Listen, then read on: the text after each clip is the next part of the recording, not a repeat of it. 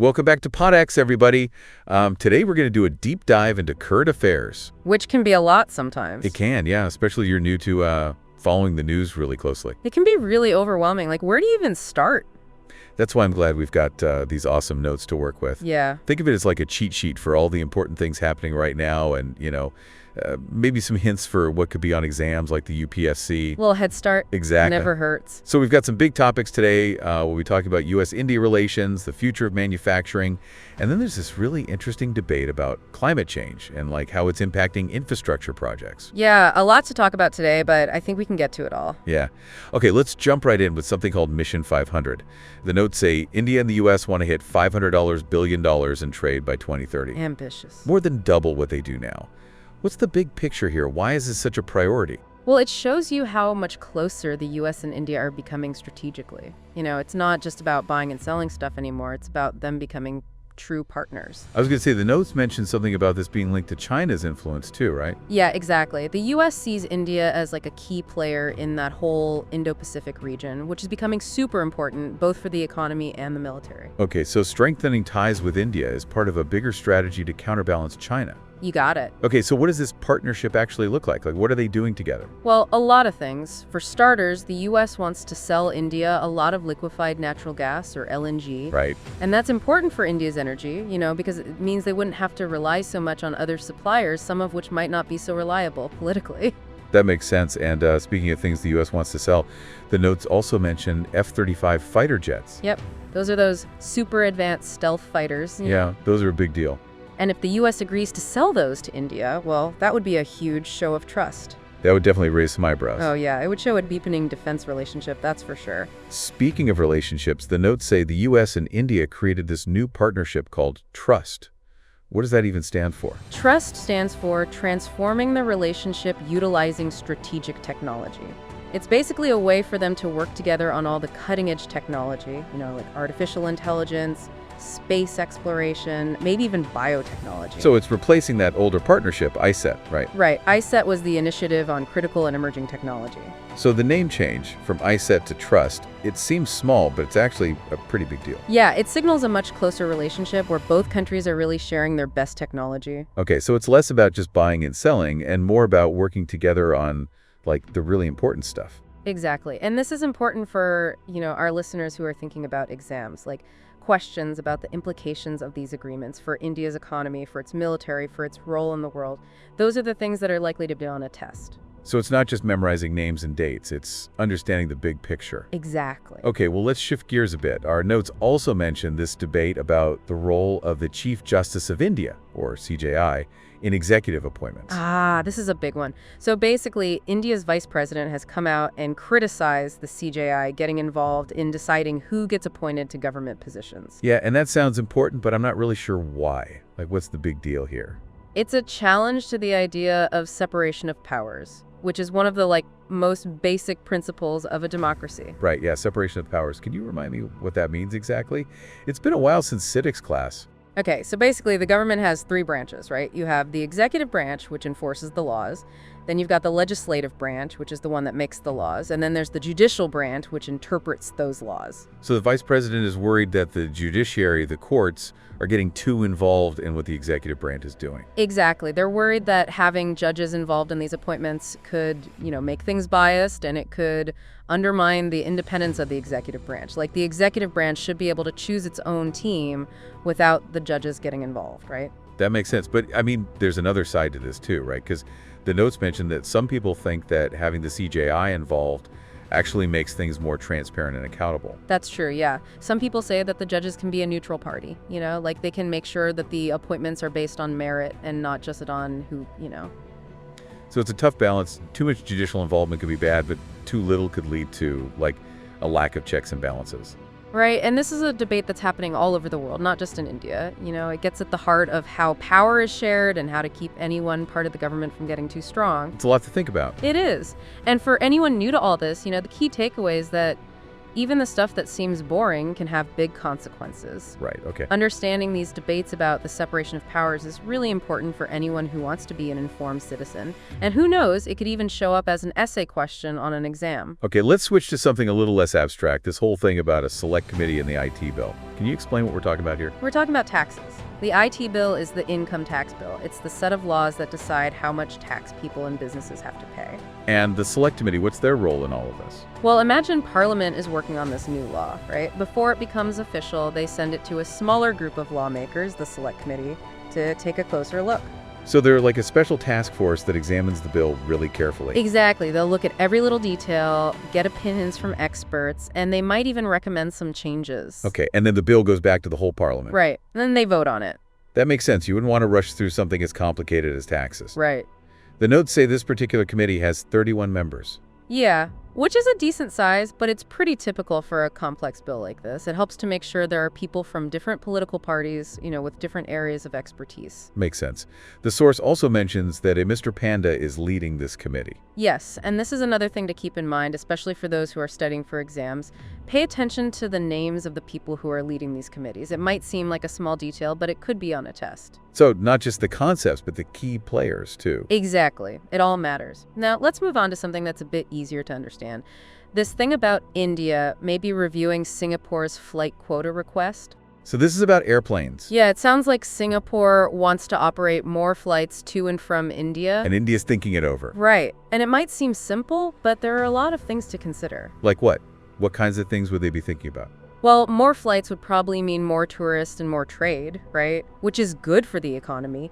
But then they have to consider what it would mean for Indian airlines. Can they compete with more flights from Singapore? So it's about balancing the interests of different groups. Exactly. And I guess there's the whole diplomacy thing too, right? Like how this decision could affect India's relationship with Singapore. Absolutely. Agreements about aviation are often seen as a sign of the relationship between two countries, so India has to think about how this will be seen by Singapore. It's amazing how complicated something that seems as simple as airplane flights can get. Right. It shows how interconnected everything is. Okay, this next headline really caught my attention. Modi, Shah, and Rahul to choose CEC. Even if you're brand new to Indian politics, those are some big names. They are. We're talking about the Prime Minister, the Home Minister, and the Leader of the Opposition. And they're all meeting to decide who the next Chief Election Commissioner will be. And why is the Chief Election Commissioner, or CEC, so important? Think of them like a referee for India's elections. They're responsible for making sure the whole thing is fair and free. And having these three leaders meeting to pick the CEC, that's not normal, right? Not really. The government used to just appoint them, which caused a lot of people to say it was political interference. So this is a sign that they want things to be more transparent. Yeah, by bringing the opposition into the decision, the government is showing they want this to be as impartial as possible. The notes say they want someone capable of running free and fair elections. What does that actually mean in practice? It means finding someone who's seen as neutral, someone who can resist pressure from any political party and can make sure that the elections are conducted legally. It also means someone with the experience to handle something this complicated. We are talking about elections in the world's biggest democracy. Those are some high expectations. Do you think this meeting will actually make things less political? That's the big question, isn't it? It's definitely a positive step. Only time will tell if it really changes the process. Okay, let's move on to a topic that's been in the news a lot lately, climate change. The notes highlight this editorial about the Teesta Dam, and they talk about it being in the long shadow of climate change. What's that about? This is a really important one because it shows how climate change is having a very real impact on things like infrastructure projects. The notes say that the Teesta 3 Dam in Sikkim was seriously damaged by something called a G-LOF, birthed in 2023. Yeah, a glacial lake outburst flood. Over 100 people died, and tons of others were affected. It was a horrible event. It really showed just how dangerous it can be to build in areas that are becoming more and more vulnerable to climate change. Okay, so for those of us who aren't, like, geologists, what is a G-LOF, and how is it connected to climate change? Imagine you have this dam made out of ice, right? And then it bursts, releasing a huge amount of water and debris. That's a GLOF, basically. As global warming melts the glaciers, these glacial lakes get bigger and less stable. Okay. So the risk of these catastrophic floods just goes up. That sounds terrifying. Yeah, and the source says that the number of these glacial lakes has increased by over 10% in just a few years. Are those numbers accurate? Yeah, they are. And that number will keep going up as temperatures rise. It's a clear sign that climate change isn't some future thing, it's happening now. So what about the Teesta Dam? Are they going to rebuild it? They are, but it's a really controversial decision. Some people are saying that the focus should be on people's safety and well-being, not just on rebuilding the dam. I imagine rebuilding a dam to withstand climate change has got to be a huge challenge. It is. They're putting in some really advanced features. The new design has a bigger spillway, so it can release more water if it needs to. They're also adding an early warning system so people can evacuate if there's another flood. It sounds like they're trying to make it safer this time. They are, but some experts aren't sure it'll be enough. They're worried that the models they're using to design the dam don't consider all of the factors that are being made worse by climate change, like increased rainfall and erosion. Some think the best thing would be to move people away from high-risk areas. Wow, that's a big decision. It is, but it just goes to show how tough these decisions will be as we deal with climate change. So it's not just about building a better dam, it's about rethinking how we approach development. Exactly. And it's not just a problem for engineers and politicians. It's something we all need to understand and talk about. Okay, we're going to take a quick break here, but stick with us. When we come back, we'll be talking about an editorial that's sure to get people thinking. It's interesting how this whole discussion about climate change and infrastructure kind of brings us back to geopolitics and global supply chains. It's true. It's all connected in ways we don't even realize. This next editorial really got me thinking. It's called Dealing with China's Weaponization of the E-Supply Chain. Oh, yeah, that one's a bit intense. It is. Basically, it's saying that China is using its control over electronics manufacturing as a way to pressure other countries like a weapon. Right. So they're holding the world's gadgets hostage. What does that even look like? Well, the source uses a specific example. China stopped its engineers from working at Foxconn factories in India, and they also restricted exports of some equipment that India needs for manufacturing. Wait, Foxconn, that rings a bell, but why is it so important for India? Foxconn's a major partner for companies like Apple, and India's been trying really hard to get those kinds of companies to set up shop in India. As part of that Make in India thing. Exactly. They want to make India a global manufacturing hub, and companies like Foxconn and Apple are essential to that plan. So China is basically trying to sabotage India's plans. You could say that. By making it harder for India to get the expertise and the equipment they need, China's slowing down their production of electronics. But I thought there was a trend of companies moving their manufacturing away from China anyway. Because of the trade tensions with the US and other countries. That's true, and India's definitely in a good position to benefit from that. They've been offering incentives, like the PLI scheme. Production-linked incentive. Right. It basically gives companies money if they meet certain manufacturing goals. Smart. But if China's doing things like this, is that investment at risk? That's a big question, and it shows a real weakness for India. If they really want to be self-reliant, they need to figure out how to be less dependent on China for, parts, machinery, and even expertise. So what can India do? I know we talked about strengthening domestic industries before. Right.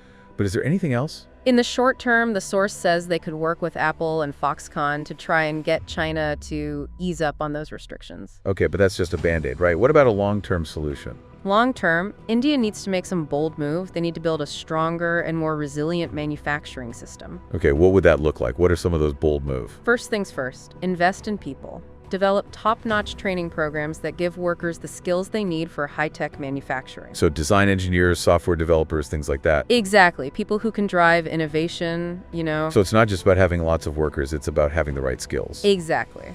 Then there's the issue of parts and machinery. Right now, India imports a lot of that from, well, you guessed it, China. Right. To get around this, they need to encourage local companies to produce those things. Maybe offer tax breaks, subsidies, easier access to financing. Make it easier for Indian businesses to compete. Exactly. And finally, attract more investment from both inside and outside India to fuel this growth. The POI scheme is a good start, but they also need to make businesses feel confident about investing in India's future. That's a tall order. It sounds like this needs a lot of cooperation across different sectors. It does, but if India can do this, it could really transform their economy and make them less vulnerable to pressure from other countries. It's kind of crazy to think that these challenges with China could actually be an opportunity for India to become a global leader. Yeah. Sometimes a crisis is what it takes to make real change. Okay, so we've covered trade deals, climate change, and manufacturing.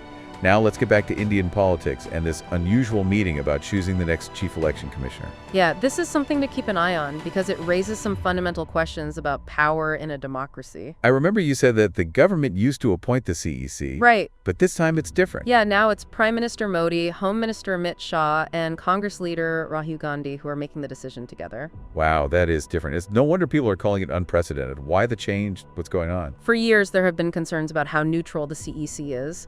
Critics say the government-appointed commissioners were biased towards the ruling party. So this is an attempt to make the process more transparent and impartial. Exactly. By including the leader of the opposition, the government is signaling that they want to find a CEC who everyone agrees is independent and fair. But how do they actually choose? Who has the final say? Well, officially, the CEC is appointed by the President of India, but they go by the recommendations of a committee. And who's on that committee? Usually it's been the Prime Minister, the leader of the opposition in the Lok Sabha, and the Chief Justice of India. Wait a minute, didn't we talk about that controversy over the Chief Justice being involved in executive appointments? We did, and that's what makes this so interesting. Because of what the Vice President said, people are debating whether India needs a new law to define how the CEC is chosen to make sure they're truly independent. So this meeting could be the start of a much bigger change. It could be.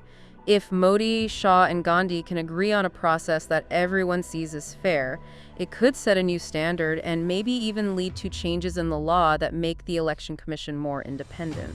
But even if they agree, that doesn't happen right away, does it? Right. Any changes to the process would need a new law to be passed by Parliament, and that takes time. But this meeting is a sign that people are starting to see the need for change. It's good to see that even in a system as complicated as India's, there's a push for more accountability and transparency. Absolutely. It shows that democracy is always evolving. It needs us to pay attention and be willing to adapt. Speaking of adapting, let's go back to the TIS to dam for a second. I'm still thinking about the possibility of moving people away from dangerous areas. Is that really doable? It's a pretty drastic idea, but it's gaining support as the effects of climate change become more serious. The editorial we talked about argues that sometimes the smartest thing to do is just move away from places that are too dangerous. But relocation isn't easy, right? What about people's jobs, their homes, their connection to the land? It definitely comes with its own set of challenges, but the editorial asks a really important question. What's the cost of staying put? If people hold on to areas that are becoming more and more risky, the consequences could be even worse in the future. So it's about weighing the pros and cons, not just for the economy, but for people's lives. Exactly. It emphasizes the need to think about development in a more holistic way, one that considers not just the short-term benefits, but also the long-term well-being of communities. It's a serious thing to think about, but it also reminds us that we have choices. We can make decisions that shape our future, and that starts with understanding the problems and having these tough conversations. I agree. The more we know about the things that are shaping our world, the better prepared we'll be to deal with them. Well said. All right, are you ready to tackle our last topic for today? It takes us back to international relations and, like you said before, all those interesting connections between these seemingly separate issues. Ready when you are. Okay, so we're back and ready for our last topic. It takes us back to the world stage and those interesting connections you mentioned earlier. What is this one about? Well, it's about India's relationship with China, which, as we've already seen, is pretty complex. You know, they're rivals in a lot of ways, but they also work together on some things. It's like that saying, keep your friends close and your enemies closer. Exactly. And this source talks about something that just happened that really shows how tricky this balancing act can be. Okay, tell me more. I'm curious. Remember how we talked about China restricting Foxconn's work in India? Yeah, the thing with the engineers and the equipment. Right. Well, this source points out that those restrictions happened right after India and China came to an agreement about border patrols in Ladakh. So on the one hand, they're making progress on this border issue. But on the other hand, they're kind of trying to hurt India's economy. Yeah, it's like they're playing both sides. It really shows how complicated geopolitics can be. It does, and it's a signal to India that they can't just trust China. So what does this mean for India? What should their strategy be going forward? I think India needs to be smart about how they handle China. They need to be realistic, but also stand up for themselves. So what does that look like in practice? Well, on the one hand, it means staying engaged with China, talking to them, and finding things they can work on together, like climate change or trade. Okay, so be open to cooperation when it makes sense. But what about being assertive? That means investing in things that will make India less reliant on China, especially in areas like technology and manufacturing. So all those steps we talked about earlier about strengthening domestic industries, attracting investment, building up those skills, those are even more important now. Exactly. It's about making India more self-reliant, more resilient, so they can thrive even with all this competition. Wow, we've covered a lot today, from trade deals to climate change to global power struggles. It's amazing how it all ties together. I know, right? It's like putting a giant puzzle together. Now we can see the big picture. I feel like I've learned so much, not just about what's happening in the news, but about how to think critically and connect the dots. That's the most important skill you can have. The world is a complex place, and there aren't always easy answers. But when we engage with these issues, when we ask questions, and when we look at things from different angles, we become better, more informed citizens. That's a great point. Well, this brings us to the end of our deep dive. Thanks to everyone who joined us for this exploration of current affairs. We hope you found it useful, maybe even inspiring. And remember, this is just the beginning. There's always something new happening in the world, so stay curious, stay informed, and keep those critical thinking skills sharp. Couldn't have said it better myself. If you enjoyed today's episode, don't forget to like, share, and subscribe to PodX for more deep dives into the world around us. We'll see you next time.